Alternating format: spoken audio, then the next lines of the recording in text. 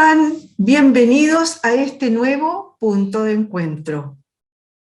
Sabemos que acaba de asumir un nuevo gobierno y nos ha aparecido por muchos lados la frase proceso republicano. ¿Qué es ser republicano? Son tradiciones, es un protocolo, hay un ideario detrás. Bueno, todo eso se lo vamos a preguntar a don Alejandro San Francisco. Él es historiador académico de la Universidad San Sebastián y también de la Universidad Católica y director de formación del Instituto Res Pública. ¿Cómo estás tú? Muy buenos días, muy buenas. Gracias por estar aquí hoy día con nosotros. ¿Cómo estás? Hola Miriam, mucho gusto, un gusto estar con ustedes como siempre. Oye, Alejandro, a ver, yo hacía una introducción con respecto del tema de lo republicano, porque hemos visto mucho la palabra, hemos escuchado mucho la palabra últimamente, con esto del proceso republicano con el cambio de gobierno. Me gustaría saber primero, a ver, tú eres director de formación de un instituto que se llama Res Pública, o sea, de la cosa pública. Cuéntanos un poco de qué se trata esto de ser republicano. Es Defínemelo. es uno de los grandes temas de Occidente. Res pública efectivamente significa la cosa pública, y lo republicano ha sido durante siglos una de las posibilidades de formas de gobierno. Habitualmente se entendió como no monarquía, o sea, esa es una definición negativa. República es la no monarquía, de manera tal que en Roma, por ejemplo, cuando deja de haber monarca, se funda la república, que es el régimen más exitoso que existió en los siglos antes de Cristo y las primeras décadas después de Cristo. Lo mismo ocurre en América, que fue gobernada por monarquía, por los Austria y luego por los Borbón, pero que a partir de 1810 inicia un proceso de independencia.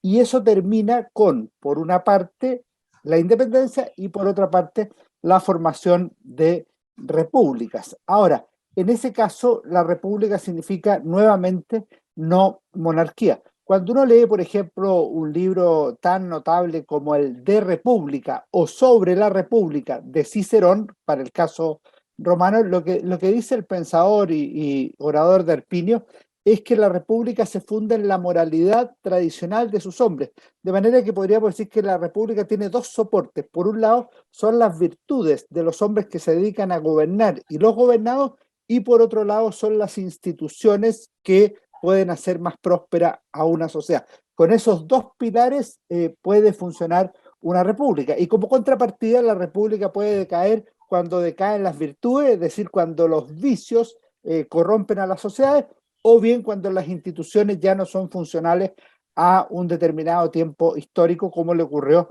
a la Roma del propio Cicerón en el primer siglo de vida republicana. Ahora eso mismo se retoma obviamente en el siglo XIX chileno e hispanoamericano. Me quedó clarísimo. Ahora, yo decía al comienzo también que escuchamos hablar mucho de este proceso republicano y escuchamos hablar de tradiciones y de ciertos protocolos. Cuéntame, a ver, dentro de un repúblico, una república, un republicano, ¿tiene un cierto ideario? ¿Se persigue mantener estas tradiciones o ciertos protocolos?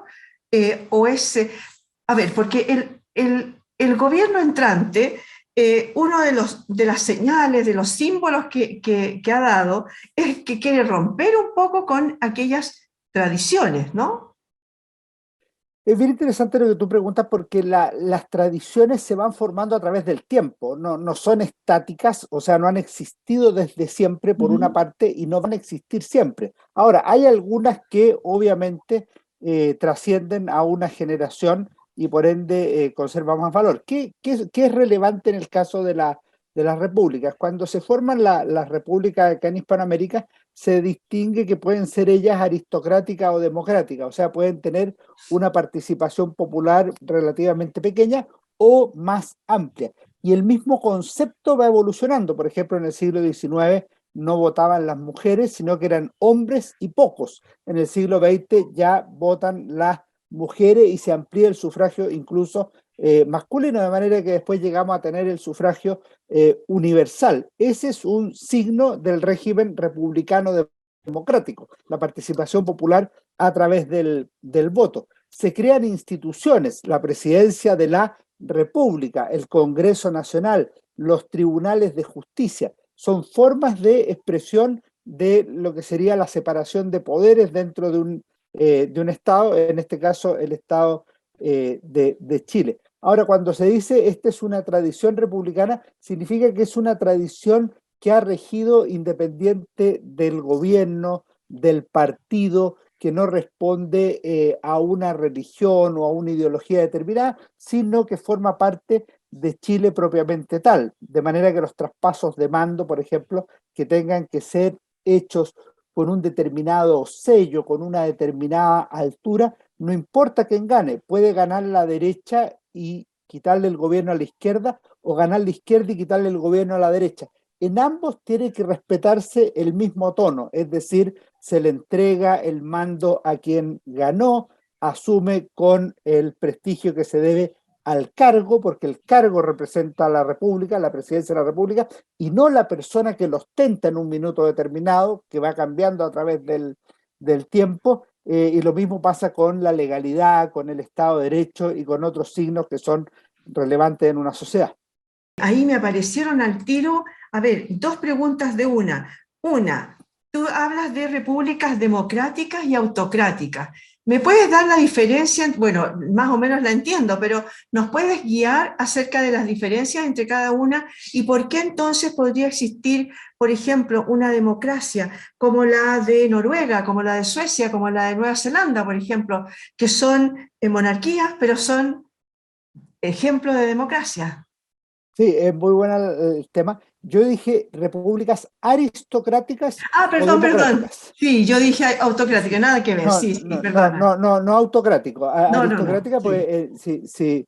si miras la tipología que hace Montesquieu u otros, efectivamente en ningún país los regímenes eran auténticamente populares, no eran de una participación amplia en la población. Y eso mismo aparece en el Catecismo Político Cristiano y en otros documentos fundacionales de la República, en el caso de Chile. Y se entiende que el concepto es evolutivo. Incluso hay una carta famosa de Diego Portales de la década de 1820 en que él explica su concepción de gobierno y él dice que la democracia que tanto pregonan los ilusos es un absurdo en países como los nuestros llenos de vicios. Pero tampoco hay que adoptar la monarquía, pues venimos saliendo de una terrible para volver a otra y no hemos ganado nada. ¿Cuál es el sistema que hay que adoptar? La república, dice Portales. ¿Y sabe cómo la entiendo yo? Como un gobierno fuerte y centralizador cuyos hombres sean modelos de virtud y patriotismo, que enderecen a los demás hombres por el camino del orden y las virtudes, y venga después el gobierno completamente liberal, libre y lleno de ideales. Es decir, es una república progresiva que a la larga se va a transformar de aristocrática en democrática, va a ir teniendo más participación popular. En el caso de las monarquías parlamentarias se produce una fórmula que podríamos llamar mixta. Por un lado son monarquías, es decir, tienen un poder hereditario de un monarca que por el hecho de nacer tiene una determinada autoridad, eso pasa en Claro, España también, en claro, Inglaterra, claro. pero el gobierno se elige a través del voto, es decir, tiene un origen democrático, de manera que ellos tienen separado, a diferencia nuestra, el jefe de Estado, que son el rey, con el jefe de gobierno, que es el primer ministro o presidente del gobierno. En el caso nuestro, el sistema es distinto. En Chile, el presidente de la República administra el Estado por una parte y es jefe supremo de la nación, es decir, tiene las dos prerrogativas reunidas, es jefe de Estado y Ujú. jefe de gobierno, cuestión que no se da en los sistemas de naturaleza parlamentaria como son estas monarquías que hemos mencionado. Otra cosa que también me viene de la anterior respuesta que tú me diste, es una pequeña cosita que dijiste. A ver, los gobiernos se pueden ir alternando, por ejemplo, de la derecha le puede pasar al de la izquierda, o el de la izquierda de la derecha, etcétera, pero se lo pasan al conglomerado y no a la persona. Sin embargo, hoy día hemos visto en este nuevo presidente una especie de, no sé, muchos fanáticos sobre su persona, más que sobre el conglomerado, ¿no? Una especie de borichimanía, como dices tú. Sí, el sistema adopta las dos fórmulas. O sea, por un lado, el gobierno asume como fuerza política la democracia cristiana, la unidad popular, la concertación, Chile Vamos, la nueva mayoría, Apruebo Dignidad, o como personas, Frei Montalva, Salvador Allende, Sebastián Piñera, Patricio Aylwin, Gabriel Boric. Y es las dos cosas.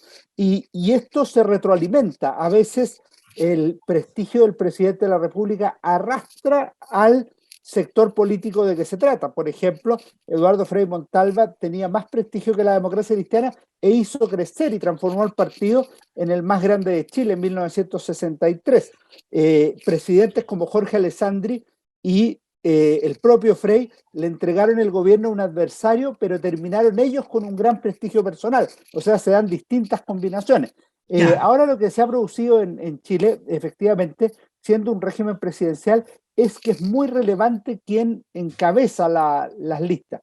En este caso, Gabriel Boric. Y efectivamente se da una especie de Boric manía que existe en otros países o regímenes presidenciales. Por ejemplo, en Estados Unidos existió algo similar con Obama, incluso con Ronald Reagan en su minuto. Eso no es descartable y la generación de ídolos políticos o líderes políticos con amplio respaldo popular existen. El gran problema que existe en la actualidad también es que las mediciones son semana a semana, es decir, vemos la evolución de esas adhesiones populares que van disminuyendo. Y la segunda cuestión es que son regímenes que no son eternos, a diferencia de las dictaduras como en China o como en Corea del Norte o en Cuba, de manera tal que, por ejemplo, una figura como Obama, que tenía tanto prestigio personal, le termina entregando el mando a un adversario político como es Donald Trump. O sea, la Obama manía a la larga termina siendo teniendo los pies de barro, no lo logra transmitir políticamente a un partidario de su misma línea política. Hay otra cosa, tú escribiste hace muy poquito un artículo sobre este tema y me llamó la atención una cosa, dice, hablas tú de las señales y símbolos que ha dado hasta ahora el gobierno, lleva recién una semana, 2 semanas, pero ¿hay algunos señales, algunos símbolos que tú rescataste específicamente de, por ejemplo, el primer discurso que dio, el retiro de las querellas? Coméntanos un poquito de eso. Sí, yo creo que ha dado varias señales desde el mismo momento en que se produjo el triunfo del candidato Gabriel Boric de Apruebo Dignidad. Yo creo que la conformación del gobierno tiene una clara presencia de mujeres, superior incluso al primer gobierno de la presidenta Michelle Bachelet. Y esa es una señal muy potente. En Chile hay tantos hombres preparados como mujeres preparadas para distintos cargos. Privilegiar más mujeres es una señal política que es muy, muy definida. Una segunda idea que yo considero relevante es, por ejemplo, que se haya ido a vivir al centro de Santiago. Él quiso expresamente decir, no me quiero ir al barrio alto, sino que quiero estar en un sector más común y corriente, si bien en una casa bastante grande y por supuesto bien cuidada, pero es una señal por el estilo. Las ciudades, zonas o comunas que visitó al asumir el presidente Boric, Santiago Centro, Viña del Mar, La Pintana. Ahí también me parece que hay una señal que tiene relevancia y que quiere dar un sello importante a su gestión. El retiro de las querellas también va en la misma línea y puede ser uno de los temas más delicados para la administración, porque en Chile hay un gran rechazo al terrorismo y a la violencia y también a la delincuencia. Ahí había un problema político al interior de la coalición de gobierno, entonces quieren dar una señal, por un lado, de no perseguir estos delitos por ley de seguridad interior del Estado. Por otro lado, hay un reconocimiento en sectores de la izquierda de que sin la violencia no habría sido posible llevar a cabo el proceso constituyente y otros cambios relevantes, pero eso obviamente lleva a otras situaciones de violencia como las que tuvo que sufrir, por ejemplo, la ministra Isquia Siche en su primer viaje a la Araucanía. Entonces, esa es una señal que es de las más equívocas que ha tenido que enfrentar la nueva administración.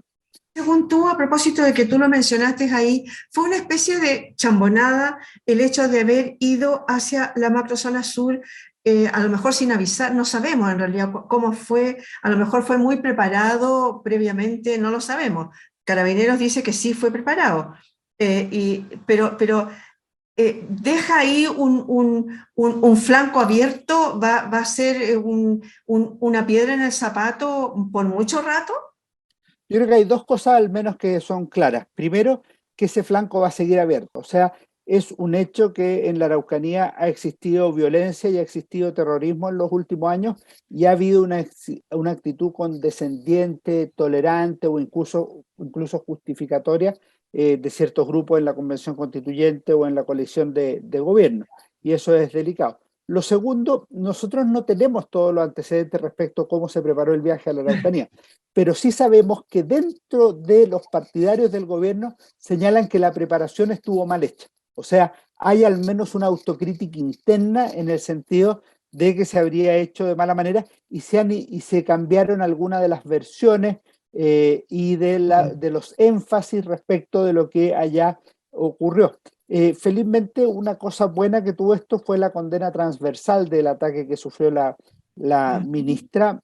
Una segunda buena noticia es que no hubo daños personales en esta situación, pero no deja de ser delicado, no solo para la política nacional, sino también para el prestigio de Chile en el ámbito internacional. Hablemos un poquito de, a ver, cómo se viene la mano para el gobierno, porque yo recuerdo, lo hemos conversado en otras ocasiones, yo recuerdo las grandes marchas, por ejemplo, de 2 años, 1 año, 2 años, en la que aparecían una serie de reivindicaciones que quería la comunidad en general y que hoy día algunas incluso no estaban en el programa de gobierno. ¿Cómo se viene la mano para este gobierno en el que tenemos un cambio generacional y que hay muchos que estamos como expectantes a qué va a pasar en realidad? ¿No? Algunos dicen, no, les quedó grande, otros dicen, sí, sí, se la va a poder. Entonces, hay como en general una idea de que ojalá sí le vaya muy bien, porque entonces le iría bien a Chile. Una cosa que hay que tener siempre clara es que es cada vez más difícil gobernar. O sea, hoy gobernar es mucho más complejo que hace incluso 10 o 20 años. Y eso le afecta a los que gobiernan hoy. Le afectó al presidente Sebastián Piñera, al segundo gobierno de la presidenta Bachelet, y le va a afectar al presidente Gabriel Boric. Yo creo que tiene gente preparada políticamente el actual gobierno e incluso técnicamente. Yo veo al ministro Mario Marcel, al ministro de Transporte Juan Carlos Muñoz, a la de Relaciones Exteriores, Antonio Rejola, y son personas muy preparadas en el ámbito político. Giorgio Jackson, Camila Vallejo, son personas de gran preparación. Entonces, yo no lo vería por el tema etario, que no tienen la adecuada preparación. Pero perdona, pero tienen minoría en el Congreso. Es que te iba a decir dos dificultades objetivas que Ya. tienen. Una primera dificultad objetiva es que es el gobierno con la minoría más clara, más nítida en el seno del Congreso Nacional desde 1990. O sea, no hay ningún gobierno, desde Patricio Elwin hasta Gabriel Boric, que tenga menos diputados y menos senadores que el gobierno de Gabriel Boric, sumando a los socialistas de los PPD. O sea, cuando eran solo comunistas y Frente Amplio, era estrechísima la participación. Si sumamos a los que se añadieron con la segunda vuelta, incluso es minoritario en las dos cámaras y considerablemente minoritario. Esa yo creo que sería la primera falencia. La segunda es que se da en un contexto o proceso constituyente y eso hace que muchas cosas queden pendientes. O sea, por ejemplo, si se va a tramitar una reforma tributaria, me parece que hay que esperar a cómo quede la nueva constitución antes de aprobarla, la reforma tributaria, que de hecho el ministro de Hacienda ha dicho que la va a pensar para fines del primer semestre, y así otras tantas cosas. Es decir, el proceso constituyente es tanto una esperanza para muchas personas como un problema objetivo para el actual gobierno. De hecho, el ministro Giorgio Jackson planteó que el éxito de la Constitución es una condición de posibilidad del éxito del gobierno.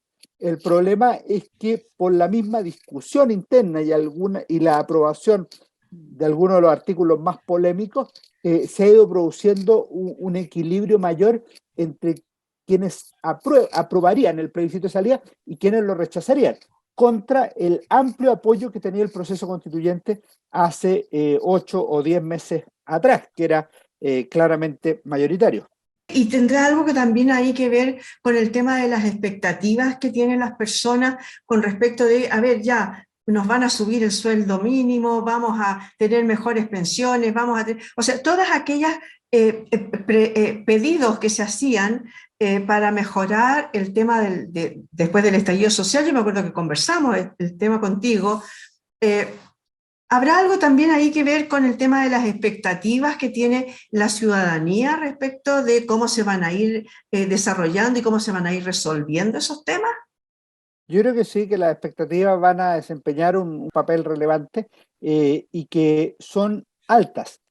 Sin embargo, si tú consideras cuál ha sido la actitud del gobierno en los últimos días, ha sido bajar las expectativas. Es decir, por Sí, ejemplo, el sueldo mínimo de 500.000 es para el último año del gobierno, no es para el sí es primer año de que, gobierno. sí En es que. circunstancias que el Partido Comunista demandaba sueldo mínimo de 500.000 hace 3 o 4 años. Y así con Claro. otras reformas. Entonces, esta tesis de bajar las expectativas va a tender a nivelar un poco más la situación y efectivamente cuando se bajan las expectativas, la gente empieza a percibir la realidad de esas expectativas de manera distinta. Entonces, yo creo que en 1 o 2 meses más, las expectativas van a estar alineadas más con el presente que con la campaña que fue mucho más desafiante, mucho más impactante y ciertamente con mayor holgura de gasto público y otras cosas. Obviamente era más dadivosa que lo que verdaderamente va a hacer. Vamos a caer en la realidad, ¿no?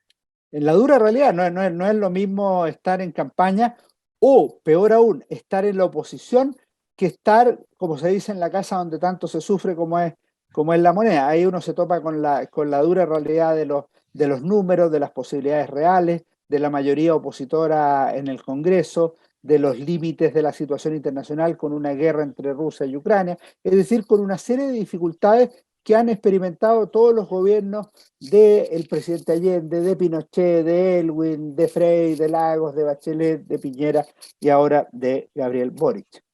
Oye, ¿y qué tanto va a incidir? Bueno, ya está incidiendo de alguna manera el tema de Ucrania-Rusia. Los analistas señalan que el mayor problema es doble en términos económicos. Por un lado, va a significar la pérdida del 1% del crecimiento a nivel mundial y eso afectaría también el crecimiento de la economía chilena.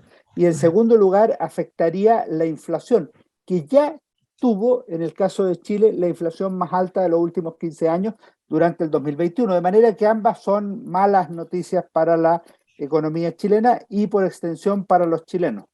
Por último, para ir terminando, porque sí, ya se nos acabó el tiempo, cuéntame un poquito, a ver, ¿cuáles serían para ti estos idearios, estas, como te dijera, como características propias de un republicano y que no debiéramos perder, ¿no? A mí me parece que el espíritu republicano en un país como Chile Ujú. debe caracterizarse en primer lugar por un respeto a las instituciones. Esto significa las instituciones políticas, las instituciones de la sociedad, un respeto a la tradición, pero con capacidad de innovar. En segundo lugar, el respeto a las libertades. Hay libertades que forman parte de la tradición nacional. Si tú miras incluso la llamada patria vieja, o sea, cuando todavía no había república, sino que había monarquía y estábamos en tránsito. Se decreta la libertad de imprenta y comienza a surgir un espíritu donde va a haber otra serie de libertades que son progresivas y se va desarrollando a través del tiempo. La libertad de enseñanza, la educación chilena tiene esas dos almas, estatal y particular, Ujú. la libertad de emprendimiento, es decir, la libertad económica, los derechos de las personas, que van desde los derechos más obvios, el derecho a la vida, hasta los derechos que son propios de nuestros tiempos y que incorpora la Constitución de 1980, por ejemplo, el derecho a vivir en un medio ambiente libre de contaminación, que no existía antes. Ujú. Eso segundo, el aprecio por los derechos y las libertades es también muy relevante. Y yo agregaría un tercer tercer factor, aunque esto podría dar para una conversación entera, la amistad cívica republicana. Los que piensan distinto a uno son adversarios políticos, y discrepamos con ellos porque pensamos distinto, pero no son enemigos, son personas a las que queremos legítimamente derrotar en las urnas, pero no los queremos destruir en una guerra. Y esto es muy relevante porque cuando Chile ha caído en la polarización extrema y en el odio político, hemos tenido guerras civiles, golpes de Estado, crisis institucionales que han llevado a la destrucción de las instituciones y al descrédito. Y eso es muy relevante tenerlo en la cabeza porque es muy legítimo e incluso bueno discrepar. En la democracia tiene ese factor relevante, pero no es legítimo ni bueno odiar a quien piensa distinto o generar una campaña de animadversión ante quienes son nuestros ocasionales adversarios políticos. ¿Y tú crees que en este momento no estamos en una polarización tan grande en la que aparece esta violencia, muchas veces incluso física, en contra, digamos, de la persona que piensa distinto? ¿Y qué va a pasar con el tema de la convención? Sí, yo creo que en los 3 años hemos vivido un momento revolucionario. La Revolución de Octubre de 2019 fijó un cierto parón. La violencia fue parte de la vida política cotidiana en muchas ciudades de Chile y evidentemente se vivió una dinámica de odio político que podría haber terminado incluso en un golpe de Estado, en una rebelión, en una guerra civil. Felizmente ello no ocurrió, pero no estamos alejados del peligro. El proceso revolucionario sigue su curso, se ha canalizado a través de un órgano constituyente, pero que a veces demuestra posturas muy extremas que podrían llevar nuevamente a una situación de regresión, como se ha visto en las últimas 2 semanas o el último mes, a propósito de la aprobación de ciertos artículos en el Pleno de la Convención. Yo creo que hay que estar atentos porque efectivamente no vivimos un tiempo pacífico, sino que vivimos un tiempo donde los contrastes son más relevantes que los acuerdos. Y si yo miro, por ejemplo, el respeto debido a los presidentes se ha perdido. Yo veo ataques personales contra el presidente Gabriel Boric que no me parecen, como los vi contra el presidente Sebastián Piñera y la presidenta Michelle Bachelet, a título personal. Eso va degradando la conversación pública, el debate, la amistad cívica, y por ende yo creo que son prácticas nocivas para la sociedad. O sea que en realidad ojalá aboguemos porque en realidad podamos armar y ser felices en una casa común, ¿no? En la casa de todos, como debería resumirse en la Constitución, en la nueva Constitución, ¿no? Sí, yo ahí tengo un matiz. Yo creo que la casa de todos se llama Chile y la Constitución es un buen instrumento que debiera servir para que habitemos de manera común, armónica, con perspectivas de bien común, esta casa que se llama Chile. Es nuestra patria, es la tierra de nuestros padres, de nuestros antepasados y lo será también de nuestros hijos. Esa es la gracia que tienen las sociedades. No comienzan con nosotros, no terminan con nosotros. Y ese sufragio de los siglos, ese sufragio de generaciones, tenemos que cuidarlo, cultivarlo y acrecentarlo. Muchas gracias, Alejandro San Francisco, por haber estado hoy día con nosotros. Fue un gusto conversar contigo. Yo creo que debiéramos continuar esta conversación en otro día, ¿te parece? Y así hablar de un montón de otras cosas que se nos quedaron adentro. Cuando tú quieras, Miriam, tú sabes que yo estoy siempre disponible. Muchas gracias. Muchas gracias a ustedes también, señoras y señores, por haber llegado hoy día a este punto de encuentro. Muchas gracias por haber estado ahí.